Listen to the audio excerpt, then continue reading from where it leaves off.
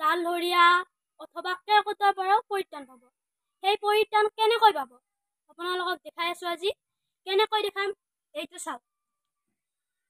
এইখন হৈছে মই এখন গুণাৰ নেট কিনি আনিছো। তাত মোৰ 100 টকা খৰচ হৈছে।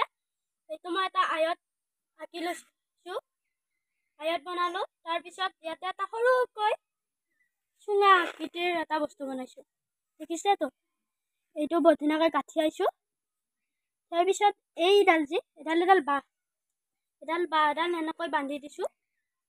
বান্ধি দি উঠি এই টুকুৰা কাঠ টুকুৰাৰ উঠি গৈ এনেকৈ যায়, এনেকৈ উঠি সোমাই যাব পাৰে। এইটো যে দেখিছে, এইটো হৈছে ডালহৰীয়া। ইয়াৰ খাদ্য এইটো বস্তু দিয়া হৈছে। এইটো কলা কলা দেখিছেতো, এইটো দিয়া হৈছে। এইখন হৈছে দৰ্জা এখন।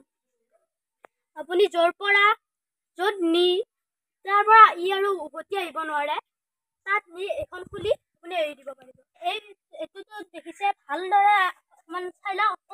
একেবাৰে সহজ বস্তু, সহজ। আৰু এইখিনিতে চেপা টেপা দিব নালাগে, এনেকৈ মেৰাই দিলে হ'ল। আৰু আপুনি কিন্তু এইটো মাৰি নেপেলাব। ইয়াক খাদ্য দিয়া হয়। ইয়াতে খাদ্যটো কেনেকৈ দিব আপুনি? হয় কেতিয়াবা পোৰা মাছ পুৰি দিব পাৰিব। যদি কেৰ্কেটুৱা ধৰিব খুজিছে চেনিকল লগাই দিব পাৰিব। এই ফানটো কিন্তু আপোনালোকে পানীত নেপেলাব দেই। এইটো পানীত পেলালে এই বস্তুটো মৰি যাব পাৰে। এইটো মৰি গ'লে আপোনাৰ পাপো হ'ব। আৰু চৰকাৰৰ পৰাও নিৰ্দেশ আছে যে জীৱ হত্যা নকৰিব। এইটো হ'ল এটা ডালহৰীয়া।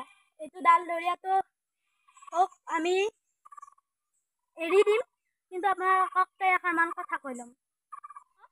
আপোনালোক যদি কোনোবাই এনে বস্তু এটা দিছি, আপুনি হাত মেলি লওঁতে চাব এনেকুৱাও হ'ব পাৰে।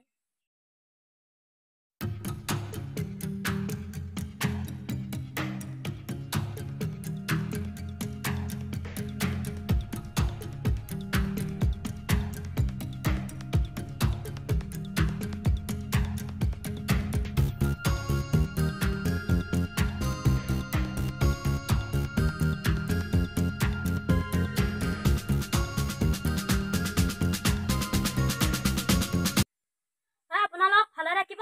মইতো বেলেগত এৰি দি থৈ আহোঁ।